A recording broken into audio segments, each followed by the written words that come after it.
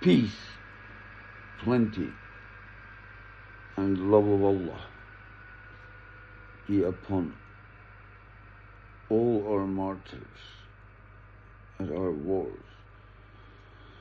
as Turks, the warriors, as Turk, the conqueror. We respect all our enemies that face us and fight against us for having the guts to do so. Because we are very fierce when we're fighting. We are heartless.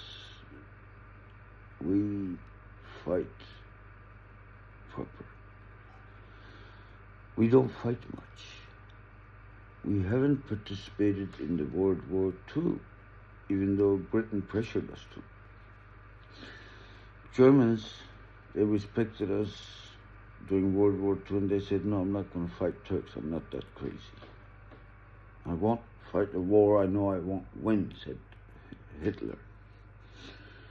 But, well, I find that very true. It's true. I wouldn't face a Turkish military if I was an enemy. They can't touch us because they know us. Simple. But one thing about Anzacs, I tell you. Atatürk spoke to Anzac moms and dads and all their families.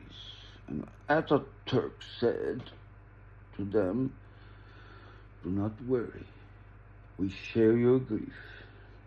We share your sadness, sorrow, and we mourn with you for your lost ones here at our soil. We fought hard and lost lives for. And we respect your sons having fought us, having had the courage to fight Turkish military, coming all the way from 8,000 kilometers away and facing us like men. They died for their bosses, Britain. I can't say they died for their lands because it's not Australian lands. Even Australia is not Anzac land. It's land of the Aborigine, and everyone knows that. Just like the Red Indians in the U.S. are the real owners of the lands of Americas. Australians today do not own Australia, even now. Maybe we need a couple more thousand years for that to happen. But they own up, and they came and fought like men, and we saw it. And Atatürk said, all Turks respect Anzacs. They fought very fiercely against us. We respect Serbian as well. We're not scared of them. But we respect them because they stand up and fight and they die and they don't mind dying for their lands against us. Because yes, we are after their lands. We are conquerors. We conquer on. It's your job. You don't succeed at job one day and next day it's enough for you. No. You want more success. You want to conquer more. We see Atatürk just as Turk and commander, chief of staff to the marshal of war. It means master of war. It means he won more than 3 wars. We put him in the same place with Attila, Genghis Khan, Sultan Muhammad II, conqueror of Istanbul, Sultan of all continents, Suleiman the Magnificent, and we have other sultans. Then come our Mustafa Kemal Atatürk, whom Allah sent to us. Because of him now in all over Anatolia we have mosques. Because of him we still have Muslim names. Because of him we have a law state, lawful government, a lawful system. Because of him, we have a republic. Hence, we don't kneel and bend over in front of another human, a sultan. We might go back to having sultans and khalifas later. We just might. It's our decision. We elected Erdogan. It's nobody's business. Nobody can tell us don't vote for Erdogan or don't vote for X, Y, Z person. We choose our leader. We don't let others, or even especially our enemies, choose our leader. We chose Atatürk as our leader. British didn't like it. They were our enemies at that time. Now we're allies. But that time we were enemies. Brits that time thought they could keep the Sultan as the head of state and as Khalifa, as the leader of all Muslims in the world, because they control all Muslims with controlling one Sultan, one Khalifa. So they supported the Khalifa idea because it suited them that time. It was easier to control one man or family, just like in Jordan they did. It didn't work with us. Just like in Egypt, just like in all other Lebanese and all other Arabic countries, Brits did manage to change everything. They even changed their religion. Wahhabism is not a religion. Wahhabism is some fitna the Brits, the English, put in between people, suggesting that Muhammad sallallahu alaihi wasallam is not important. Astaghfirullah. So what Wahhabi says is, because of their agreement with the Brits, they said all over Saudi, all Saudi kings and princes, all of them, it's hundreds of them. They have 4 wives, all of them, because they can afford it, and they make 5 kids each. Imagine that. There are like thousands of Saudi royal family members, the dynasty. Yeah, they still have that. They still have monarchy, but not in like monarchy, not parliamentarian monarchy like we have in Britain. They have a different monarchy. They have like a totalitarian monarchy, and they don't like Muslims because the royal family of Saudi hates Islam, hates Muslims. They work directly with Israel. Nothing new since 75 years. Have you ever heard or seen Saudis attack Israel? Even during the 6 Days Wars, etc., they didn't just, they stayed away. They stayed out of it because royals are Jews. Come and kill me like you killed Khashoggi, the Turkish origin Arab, who used to write books and articles about the regime in Saudi Arabia, and they chopped them in pieces in the Saudi consulate in downtown Istanbul. Salman bin Walid.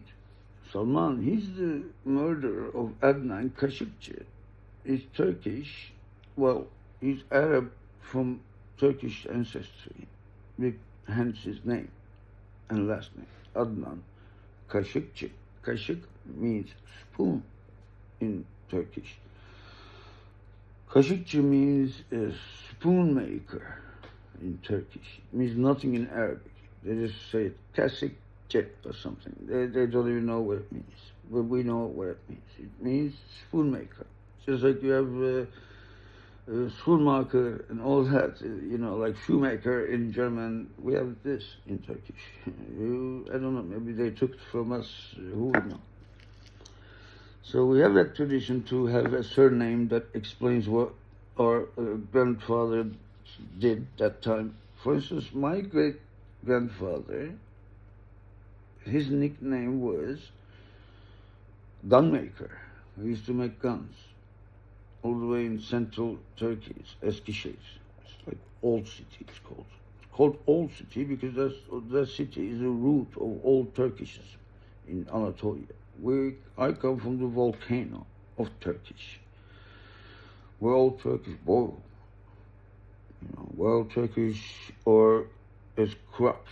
We are born and raised in our Holy Land of Eskişehir, Bilecik, Söğüt, where all Ottoman also started, and also Selçuk had their first military base is in Eskişehir. So I am Selçuk, and Osman Gazi, the founder of Ottoman Empire, is from my hood, my neighborhood.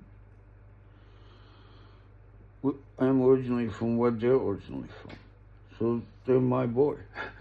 They're my family. They're my uncles and grandfathers and all that. We're a clan called the Yörük. This Yörük clan built, set up Selçuk and Ottoman Empire and Turkey today, because Atatürk was also a Yörük. He was a Karaman Yörük that was sent to what now Greece, Saloniki, we call Selanik. It was that time Ottoman Turkish land proper, just like how Edirne is at the minute. But after the war, it stayed there, and we still have millions of Turks in Greece. We left behind after Ottoman was collapsed. Anyways, all in all, in conclusion, which I don't want to make long videos because I know from myself that it could be boring. I try not to have it boring because I wouldn't watch it myself if it was too boring. So, Anzacs are welcome in Turkey. All Anzac families, sons, grandsons, great-grandsons, they all visit Turkey on 18th March every year. And we visit Gallipoli inside Turkey as well as Turks to commemorate the days that are martyrs, the days that are wounded. All are prayed for and praised for their martyrdom, and that we show them appreciation of how they gave their lives for us at Gallipoli against the enemy, the British, mighty British fleet that time, Navy. They were huge. They had big ships. We sank them all one by one, right off the coast of Gallipoli. They didn't know how to run. Some of them couldn't run. But the ones that left weapons, laid weapons down, we take them as our guests. Later on, we gave them back and sent them back to their homes. Any person or a group do not direct a weapon at us is a civilian. That's how we see things. But if anyone pick up a gun against us, we don't think twice. We don't second it. We just shoot them and kill. We first kill them, then we think about it. You direct a gun at me, of course I have the right to kill you, right there and then. Doesn't matter if I'm Turkish, Kurdish, Arabic, Russian, American, English, whatever. If you are directed a gun, you don't need any more explanation about if the person or group is enemy or friend. Yeah, we would have them live nicely if they were friends and not fouls. Of course, we fight against fouls. We always have. Everyone would and should. Defend yourself first. Then you can conquer. First defense. That's what we did at Gallipoli. But Anzacs, I cannot say they are our brothers. They're dead. They're martyrs. But with us now, said Atatürk.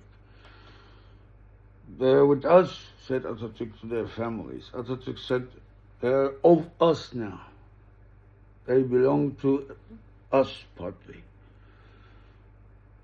They're here laying on our lands.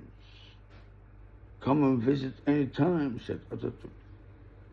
When Atatürk conquered Izmir, Smyrnik, which was invaded and occupied by the Greece army, supported by the Brits that time, it was like the Brit was fighting against us, using the Greeks in between. Many Turks have been raped and murdered by the Greek military. They raped our women. They burnt our villages. They're not the victim. We are. But a Turk never cries. We cannot. The lowest, dishonorable stance there is. We die and we go, I'm a martyr. Thank you very much for making me a martyr and putting me in heaven. That's it. We don't cry like, oh, they killed 2 million of us, tortured and raped, all that. No, we killed lots of them too. We killed 650,000 Palikaria in only Western Anatolia, Izmir and around it. After knowing that the Palikaria raped our women, murdered our children, murdered our pregnant, just like what Israel is doing to Gaza right now, exactly the same that time. But Atatürk rose up and he said, no. He said, no. Out of here. And then he attacked them. And then, yeah, he pushed them to learn how to swim. We make jokes. We exchange jokes with Greeks now. We tell them, you owe your swimming skills to Atatürk. That was a funny joke, I think. Yeah, well, jokes similar to that. And they make some jokes to us as well. But we killed their 650,000 Palikaria and nobody could say shit all. Because, for instance, if Mujahideen, the holy freedom fighters of Gaza, killed 20, 30,000, 50,000 of Jewish soldiers, you think this war would continue? No, I think Jews have to sign an agreement, except they lost. Something happened in Istanbul. Muhammad II, the conqueror of Istanbul, he conquered Istanbul at the age of 21. He's just as Attila as Atatürk. These are Devlet Ali.